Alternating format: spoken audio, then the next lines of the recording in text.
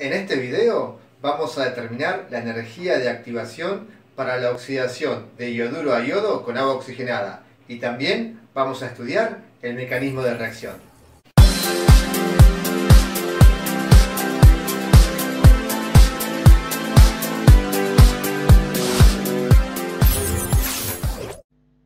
El problema nos pide determinar la energía de activación para la siguiente reacción química. Iodouro de potasio reacciona con agua oxigenada para producir yodo e hidróxido de potasio. Y se realiza la siguiente experiencia. En un balón se disuelven 2 gramos de iodouro de potasio en agua destilada, solución de almidón y agua oxigenada. Ahí comienza la reacción química, entonces ponemos en marcha el cronómetro. Cuando aparece color azul, producto del contacto del yodo con el almidón, se registra el tiempo y se agrega 1 mililitro de tiosulfato de sodio para decolorarla, pues el tiosulfato reacciona con el yodo y regenera el anión iodouro. Es decir, la concentración de iodouro siempre va a ser constante en nuestra experiencia. Se espera hasta que aparezca nuevamente la coloración azul, se anota el tiempo y así repetimos el ciclo 10 veces. La experiencia se realiza a temperatura ambiente y también a una temperatura cercana a 0 grado, ¿sí?, para calcular la energía de activación. Las consignas son proponer un mecanismo para la reacción en 2 etapas. Después, considerando que la primera etapa es el paso determinante de la reacción, porque es lenta, indicar la expresión de la ley de velocidad y el orden de la misma, teniendo en cuenta que el iodouro permanece constante, indicar el orden experimental o también llamado pseudo-orden, y después demostrar que la ecuación de Arrhenius tenemos que el logaritmo natural de la relación de las constantes es igual al logaritmo natural de la relación de los tiempos a las 2 temperaturas en las lecturas correspondientes, por ejemplo, la primera lectura, la segunda o la décima. Acá justamente aclara que los subíndices 1 y 2 y los superíndices prima y 2' corresponden a las temperaturas 1 y 2 y los tiempos TJ corresponden a la J aparición del color azul con el correspondiente agregado de tiosulfato, es decir, de 1 hasta 10. Vamos a comentar cómo es la secuencia experimental. Inicialmente tenemos 2 gramos de iodouro de potasio disueltos en agua y almidón, ¿sí? La reacción comienza cuando agregamos agua oxigenada, por eso en el instante del agregado del agua oxigenada accionamos el cronómetro. Fíjense, la reacción química comienza cuando le agregamos agua oxigenada al sistema, ¿sí?, y se va a producir tanto yodo como hidróxido de potasio. El yodo, con el contacto con el almidón, ¿sí?, transforma el color del sistema azul, ¿sí?, y en ese momento tomamos el registro del tiempo. ¿Qué hacemos en ese instante? Agregamos tiosulfato de sodio. ¿Por qué? Porque el tiosulfato, fíjense, reacciona con el yodo que se produjo, ¿sí?, y va a producir iodouro. El agregado de tiosulfato, en realidad, nos hace mantener la cantidad de iodouro constante, porque a medida que se va consumiendo, se va regenerando con el tiosulfato. Entonces, fíjense, agregamos tiosulfato, ya el yodo se transforma en iodouro, entonces tenemos nuevamente el sistema incoloro. Esperamos a que el iodouro se transforme en yodo nuevamente, aparece nuevamente el color azul y ahí registramos también el tiempo. Agregamos tiosulfato, se pone incoloro, nuevamente se va a poner azul, vamos a registrar el tiempo y seguimos todo este ciclo, ¿sí?, hasta tener 10 registros de tiempo. ¿Está bien? Esa es la secuencia experimental para nuestro trabajo práctico. Teniendo en cuenta la reacción global, uno esperaría una reacción de orden cinético 3, ¿sí?, si fuera un proceso en una sola etapa, si esto fuera una reacción elemental. Ahora bien, a nivel experimental se observa que es de orden 2. Bueno, este es el mecanismo propuesto. El ioduro reacciona con agua oxigenada, produce periodato y agua. Estas dos sustancias intermediarios, ¿sí?, reaccionan con ioduro para formar los productos de la reacción. Es el mecanismo propuesto. En este mecanismo, la primera etapa es lenta, la segunda es casi instantánea. Entonces, como sabemos que el orden de la reacción coincide con la molecularidad del paso lento, ¿sí?, de la etapa lenta, en este caso el orden de la reacción va a ser orden 2.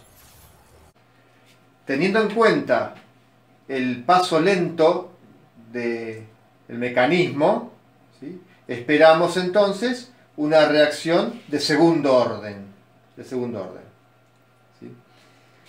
Bien, ahora, en nuestras condiciones experimentales, notamos que la concentración de ioduro permanece constante, porque apenas se genera el yodo, agregamos tiosulfato para transformarlo nuevamente en ioduro.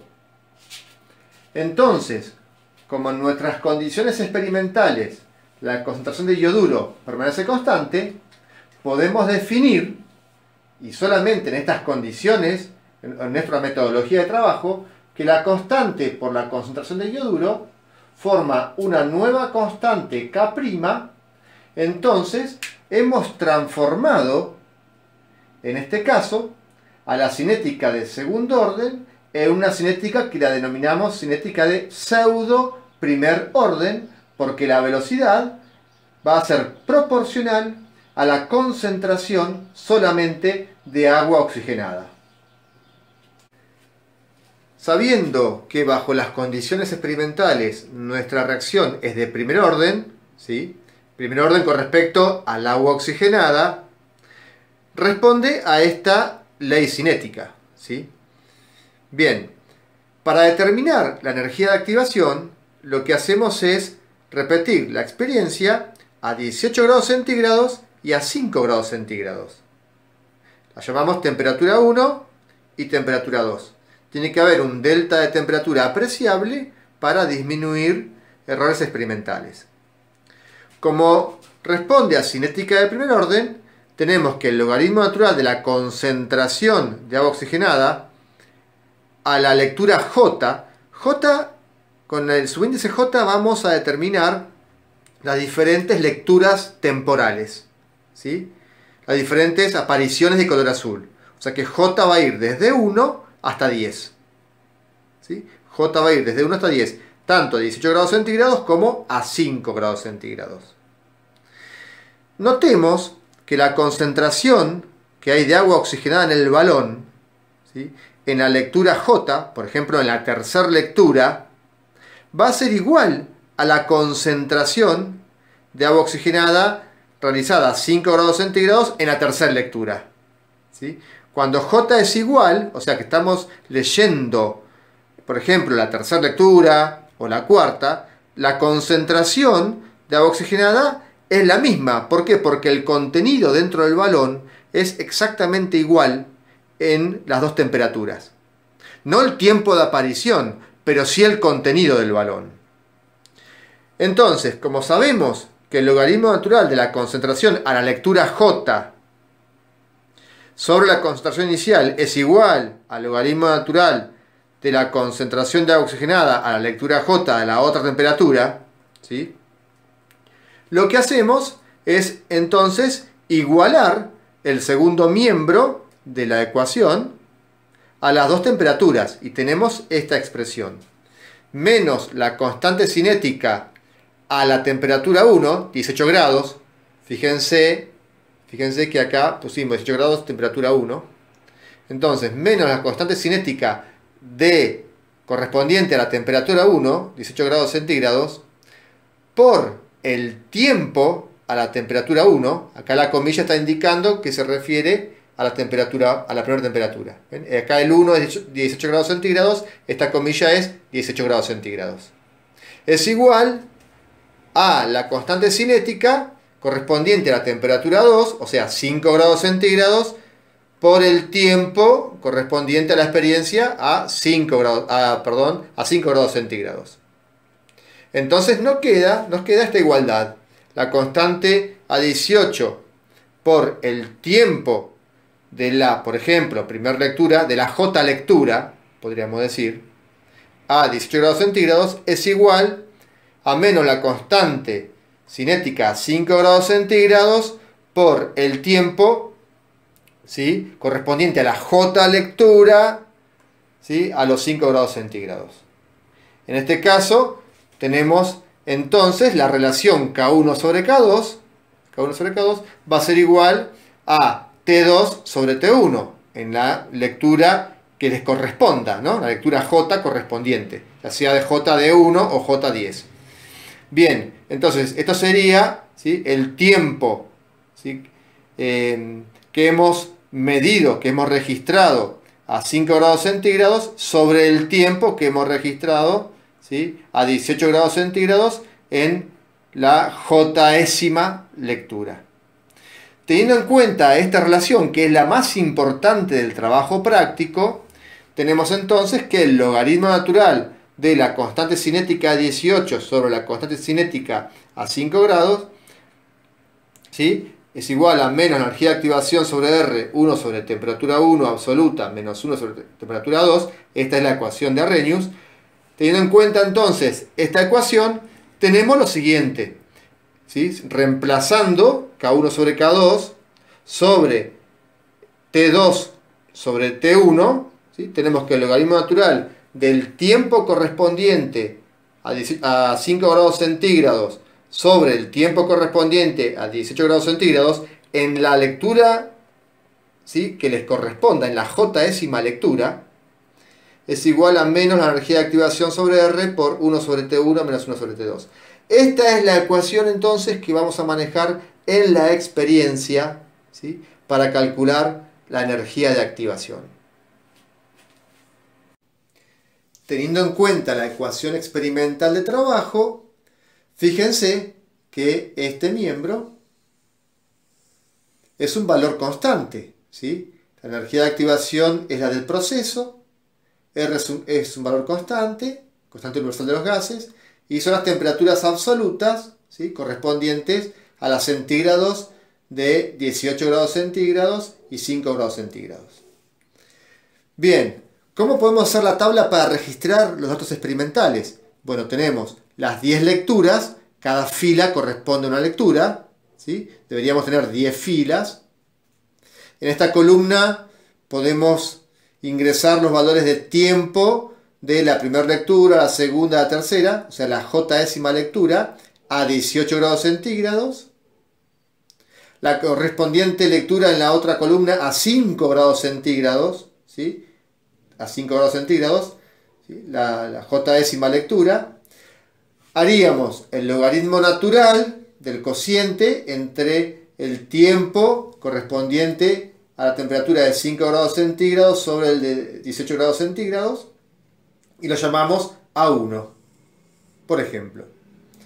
Para cada fila, o sea, para cada lectura diferente, tengo otro cociente, ¿sí?, otro logaritmo natural del cociente de tiempos. Para la fila 3 lo mismo, para la fila 4, 5 y la 10 lo mismo.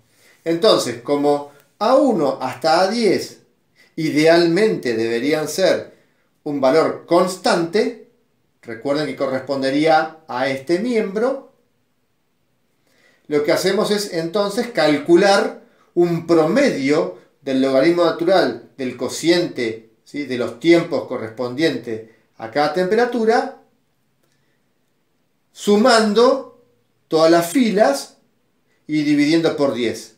De esta manera tenemos el promedio de los logaritmos natural del cociente de los tiempos, ¿sí?, a la Jésima lectura para cada temperatura, ¿no?